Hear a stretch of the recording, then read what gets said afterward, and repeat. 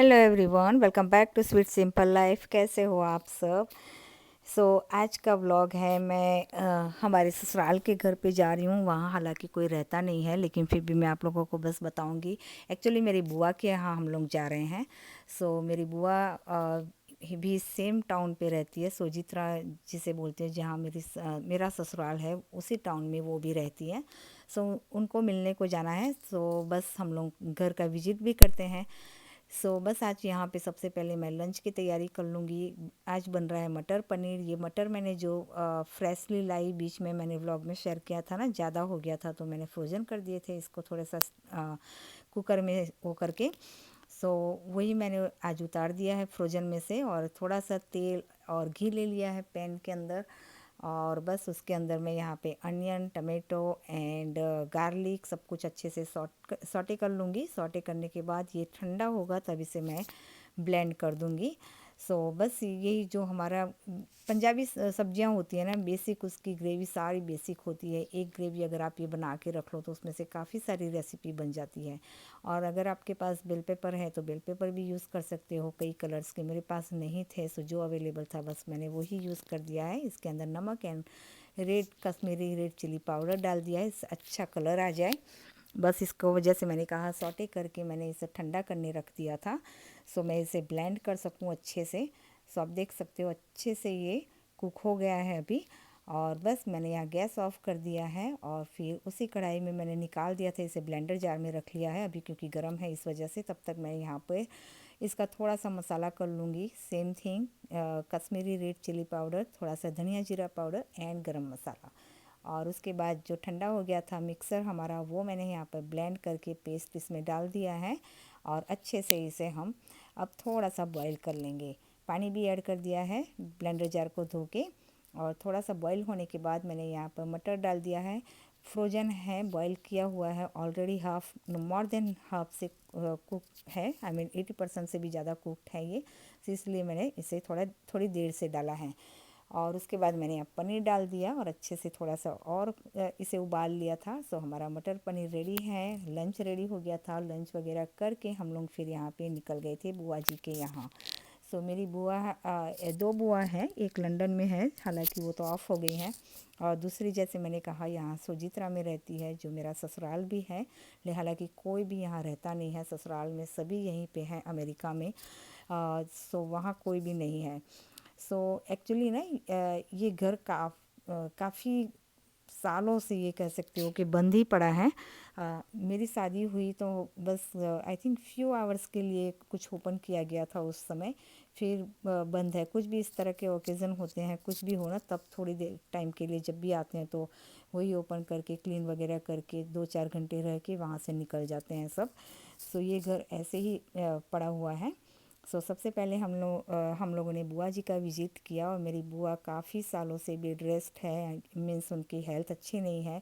वैसे उनको कोई भी प्रॉब्लम नहीं है, ना ही हाई ब्लड प्रेशर है, ना ही कोलेस्ट्रॉल है, ना ही डायबिटीज़ है, कुछ भी नहीं। लेकिन लास्ट आई थिंक 13-14 ईयर से वो बेड में ही है। बस इसी तरह से उनकी कंडीशन है। સાચી વાત છે हार्ट ને सर्जरी તારે करवाई थी, ટાઈમ પાસ और उसके बाद તમે भी એમનો ટાઈમ પાસ કરાવો और कुछ पता नहीं चलता कि किस वजह से हुई है। कुछ भी ना बॉडी का कुछ कहा नहीं जा सकता।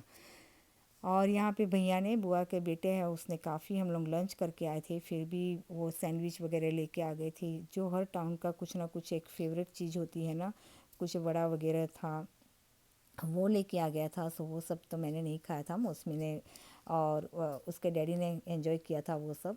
और यहाँ फिर पानी पूरी की वो जो ठेला होता है ना, उसको भी बुला लिया था कि नहीं ये भी खाओ वो भी खाओ, ये सारा करके।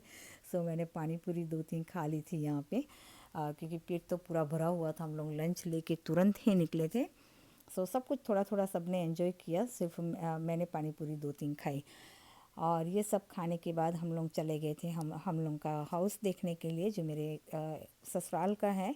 हालांकि अभी तो वो घर हमारा नहीं है, क्योंकि मंदिर में, स्वामीनारायण मंदिर में डोनेट कर दिया गया है।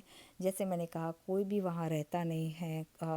फ्यू ईयर्स में कोई यहाँ से चला जाए और फिर ओपन करके उसे क्लीन करवाए। सो उस जब बंद रहता है ना घर तो टर्माइट बहुत ही टेक ओवर कर लेते हैं सारी जगह को। सो वो घर का भी हालत वही हो गया था, टर्माइट ने अच्छा खासा वो कवर कर लिया था उसका, क्या बोलते हैं ना, पैर अच्छे से फैला लिए थे उसके।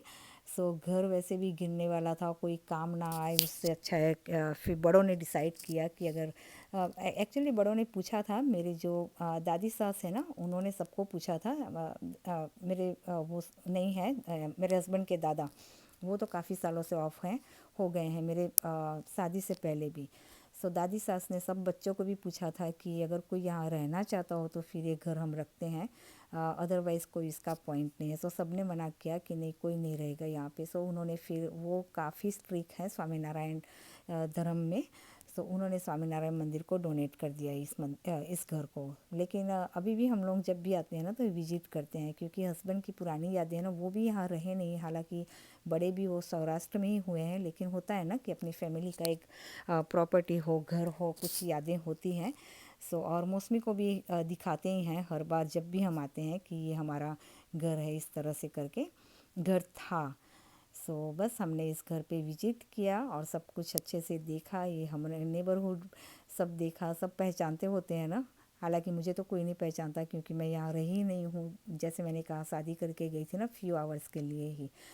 सो हस्बैंड को काफ़ी लोग पहचानते हैं यहाँ पे।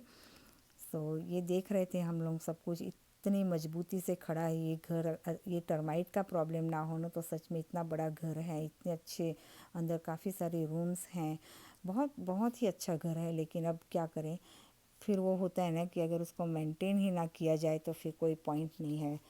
हालांकि कुछ ना किसी को तो काम आ रहा है ये घर एटलीस्ट। सो बस ये हमारा घर है। सो देख के अच्छा भी लगता है कि हम लोग का घर था और मंदिर में इस तरह से डोनेट किया गया है। तो क्या किसी न किसी को, जैसे मैंने कहा कि किसी तरह से तो काम आ ही रहा है। आई डोंट नो लोग किस तरह से इसे ले रहे हैं। हालांकि लगता नहीं है कि कुछ यूज़ किया गया हो, क्योंकि अभी भी जैसे था ना वैसा ही है। सो कुछ मुझे तो पता नहीं है एक्चुअली इसके बारे में। बस हम लोग वहाँ से निकल गए थे। फिर आने के बाद जो शॉपिंग वगैरह की थी वो डिलीवरी होने वाली थी आज, मीन्स उसका आ, लेना था हम लोग को। वो हम लोग ने लिया और फिर घर के तरफ गए। और शाम के समय इतना भूख नहीं थी सबको, सो छोटी मोटी बस वो चुटुर मुटुर वाली भूख थी। सो मैंने यहाँ पे मखाना सबको खाना था, सो मखाना यहाँ पे बना दिए मसाले वाले। सो वो मैंने किया और उसके बाद फिर सबको आइसक्रीम लेके बैठ गए थे। आइसक्रीम और मखाना एंजॉय किया सबने, मूवी वगैरह लगा लिया था। सो बस आज पूरा दिन काफ़ी एंजॉय किया। वो रिलेटिव से मिलते हैं, अपनों से मिलते हैं तो काफ़ी अच्छा लगता है। सो बस यहीं तक है आज का व्लॉग। चलिए फिर मिलते हैं अगले व्लॉग में। Until then take care and bye bye.